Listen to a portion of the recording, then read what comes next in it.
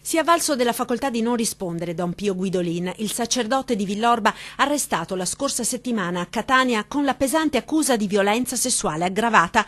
Il prete, molto noto ed apprezzato nella Marca per la sua attività sacerdotale prima di trasferirsi in Sicilia, è stato arrestato dai carabinieri su ordine della procura distrettuale nell'ambito di un'indagine su presunti abusi nei confronti di ragazzini che frequentavano la parrocchia. Secondo l'accusa, i presunti abusi sarebbero iniziati nel 2014 a danno di minori, violenze che il sacerdote avrebbe spacciato per atti purificatori. Accuse terribili, ma non basta, secondo gli inquirenti, quel parroco adorato dai fedeli che nei numerosi video postati su YouTube lo definiscono il Padre Pio vivente e gli organizzavano feste di compleanno a sorpresa, avrebbe persino millantato conoscenze con la criminalità organizzata del posto per alimentare l'omertà e spaventare i genitori di chi aveva raccontato qualcosa.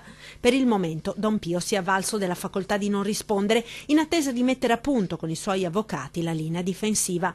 Nel frattempo i legali hanno presentato istanza al riesame per la scarcerazione.